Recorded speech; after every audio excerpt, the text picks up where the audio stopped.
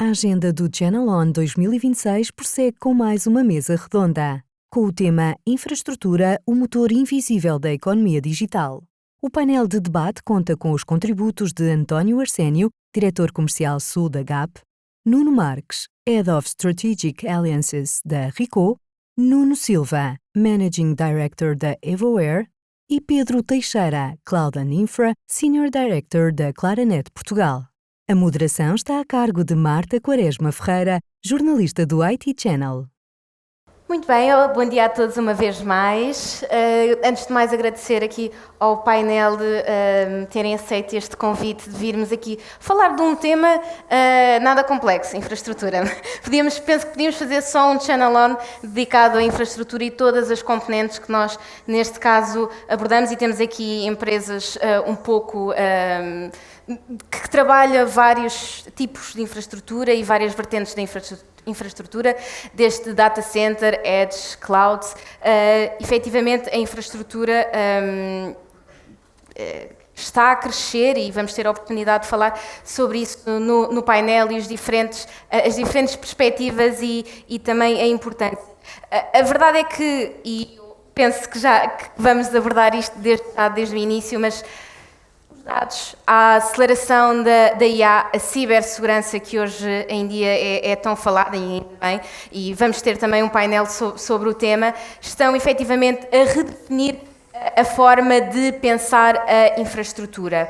E eu começava por perguntar ao Nuno Marques, da Ricoh, a verdade é que a infraestrutura, numa fase, era vista como uma commodity, mas hoje a infraestrutura deixou de apenas ser um suporte tecnológico para passar, sobretudo, a ser um fator estratégico no negócio. Começava por perguntar, na verdade, o que é que mudou para a infraestrutura ganhar este papel central nas conversas e nos negócios. Ok. Bom dia a todos, em primeiro lugar. Conseguem-me ouvir aí atrás ou não? Que avisaram-nos que a gente tinha que falar alto. Conseguem ouvir-nos? Mais ou menos. Espetáculo. Muito obrigado pelo convite. Agora sim, agora ouvem. Eu peço desculpas pela cábula, mas da última vez que aqui estive ultrapassámos o tempo brutalmente e, portanto, eu tenho que me cingir àquilo que está aqui, senão é uma chatice.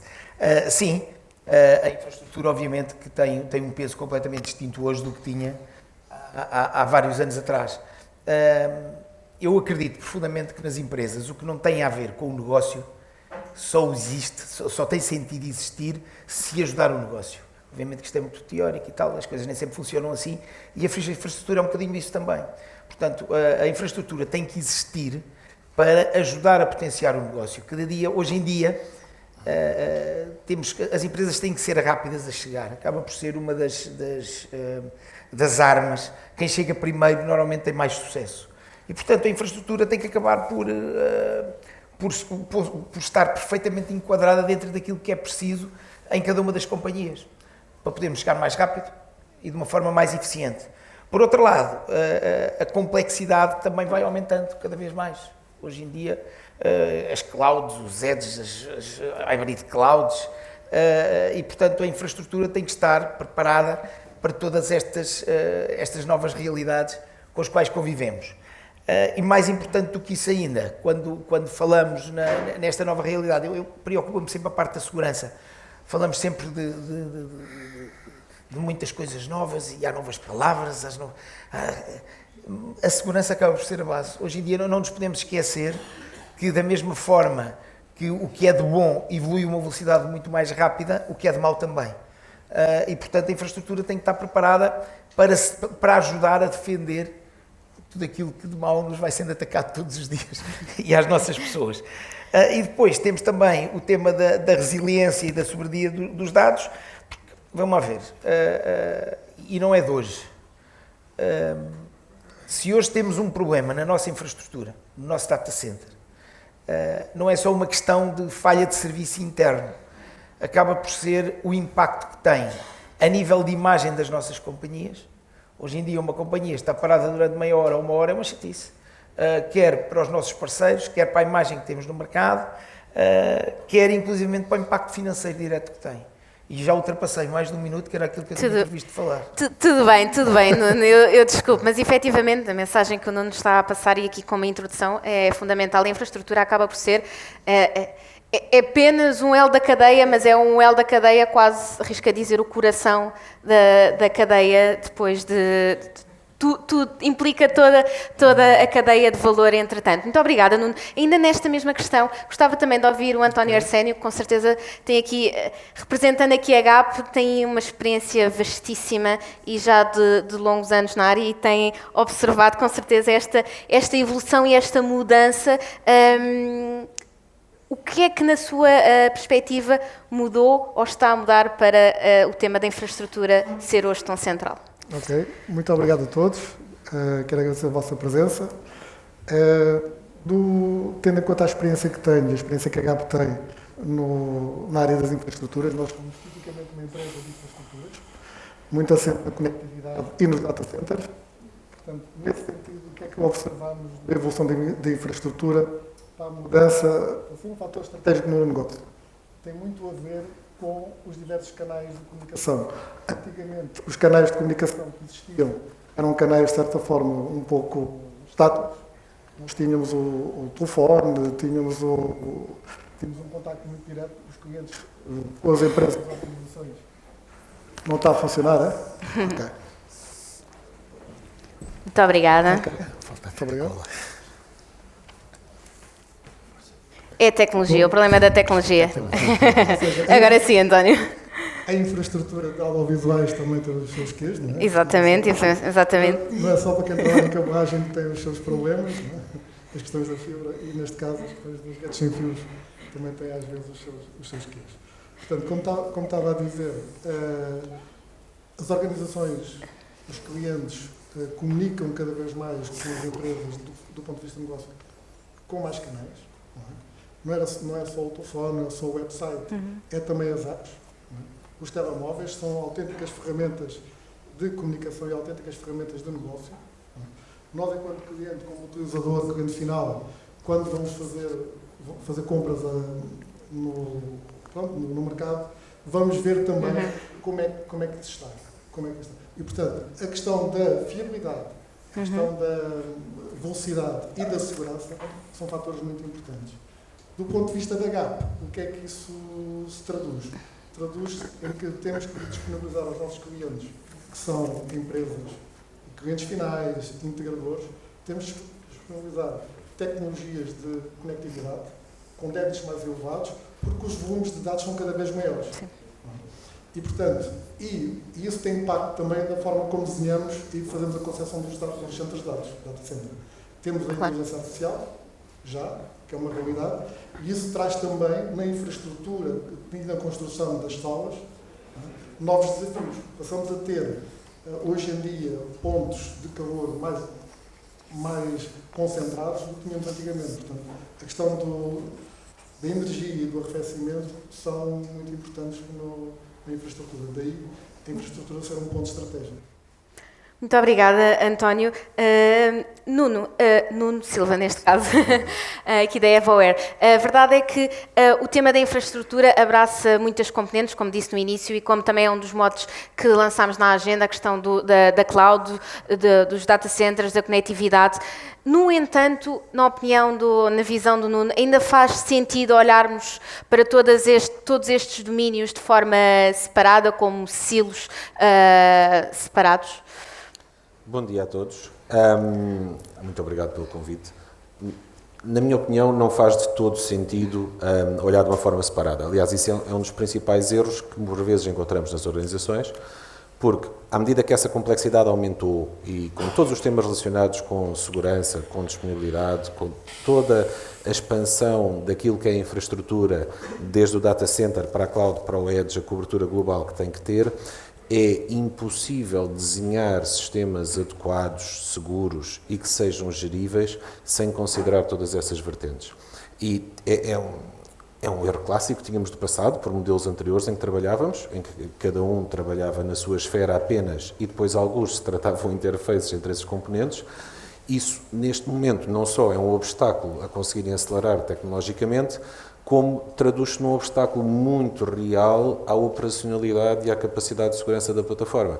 E, portanto, é cada vez mais importante ter áreas de arquiteturas que trabalham a um nível transversal, independentemente depois das áreas de especialidade que asseguram projetos, asseguram exploração dedicada em dia a dia, mas tem que haver uma arquitetura e uma estratégia global.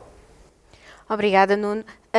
Pedro, a conversa sobre a cloud deixou tanto de ser centrada apenas em agilidade e passou a incluir vários fatores como o controle dos custos e, sobretudo, a questão da soberania. A Claranet Portugal, neste ponto, tem sido também soberana, passa a palavra, ou passa a expressão, nestes temas.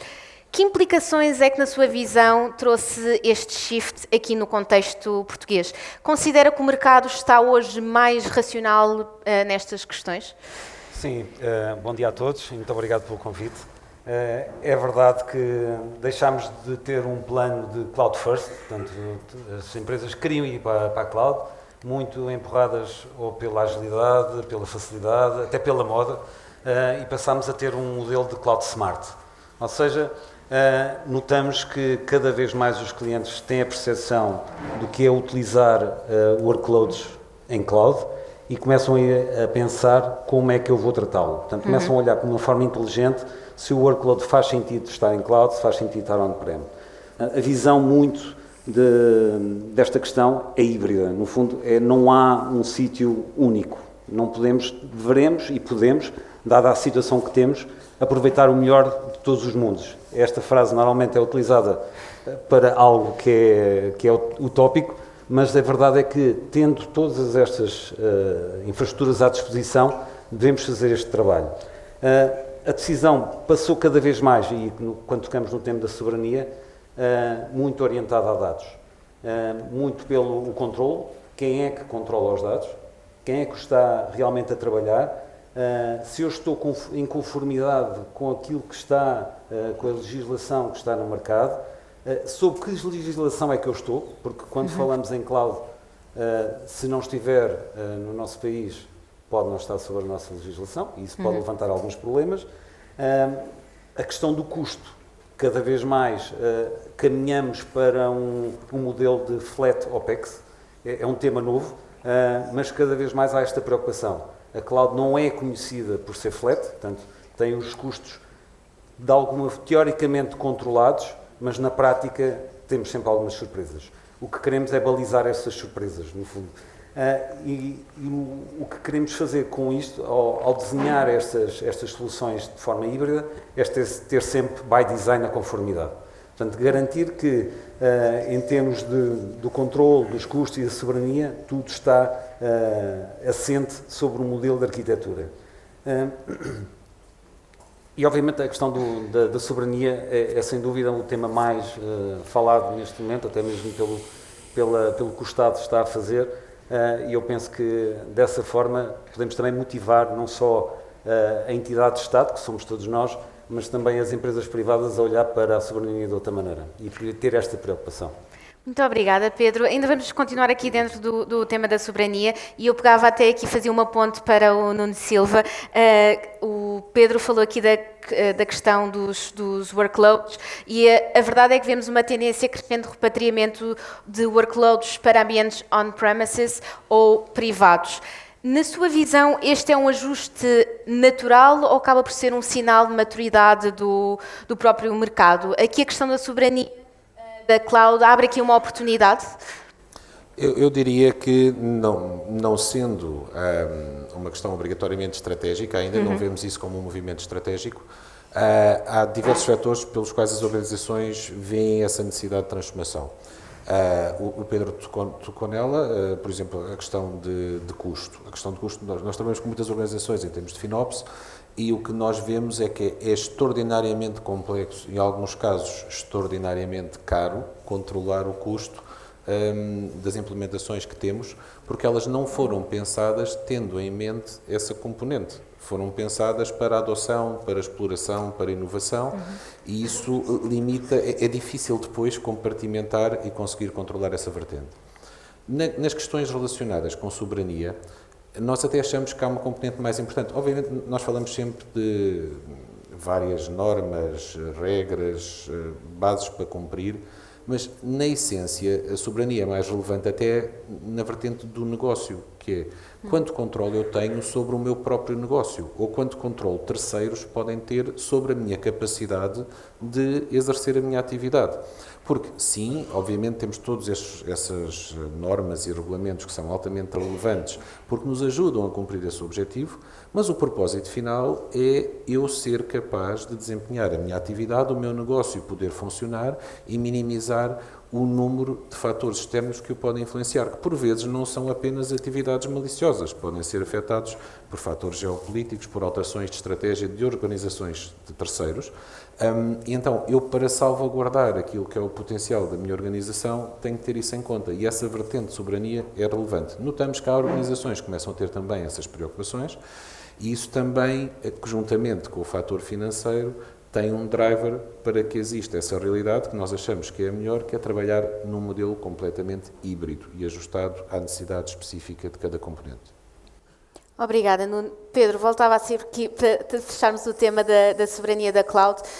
O Pedro já falou aqui um pouco, mas não queria deixar de lhe fazer a mesma pergunta. Se considera que a soberania da cloud abre aqui uma oportunidade? Sem dúvida. Lá está, cada movimento que há nestas evoluções, há sempre oportunidade e nós que somos empresas temos que estar atentos a estas questões.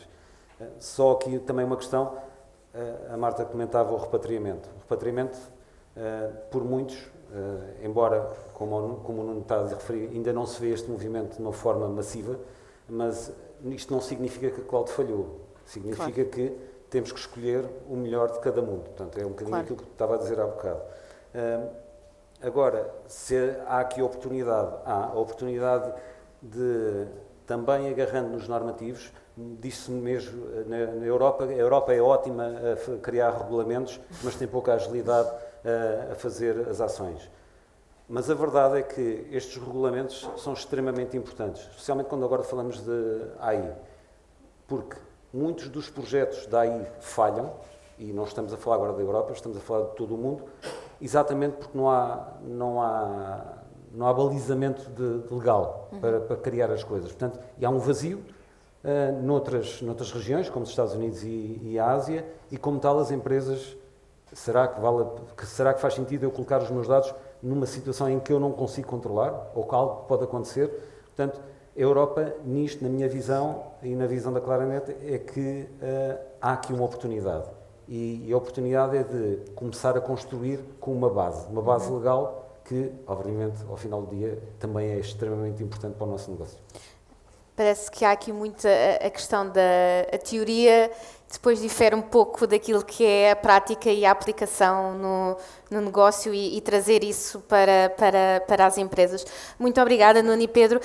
Na verdade, nós já não temos aqui muito tempo. Eu, se calhar, terminava aqui a nossa conversa aqui entre o António e o Nuno.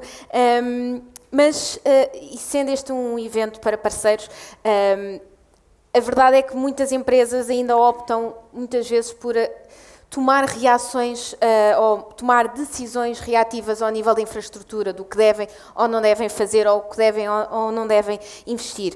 Neste contexto, e começava pelo António Arsénio, como é que os parceiros e os fabricantes complementam o trabalho e podem unir esforços para, no fim da linha, ajudar os clientes a tomarem decisões mais sustentadas a nível da infraestrutura? E onde é que considera que o foco, sobretudo de parceiros, deve estar ao nível da estratégia, ao nível da operação ou, na verdade, na capacidade de integrar diferentes tecnologias? Okay. Sendo muito rápido, não tem nada de mal os clientes serem reativos, as organizações serem reativas. Tudo isso depende do contexto em que as organizações tenham e, como tal, nós, parceiros e fabricantes, temos que atuar como consultores junto dos clientes, para ajudá-los a encontrar as melhores soluções. Para isso é preciso conhecer o negócio do cliente, saber qual é que é a área de atuação, como é que ela atua, para integrar as diferentes tecnologias existentes, não é? E, com base nisso, definir uma estratégia. Não é? Isso, para mim, são os pontos fundamentais. Nuno, na sua opinião, como é que os parceiros e os fabricantes podem complementar para entregar o melhor produto final e aconselhar-os a tal...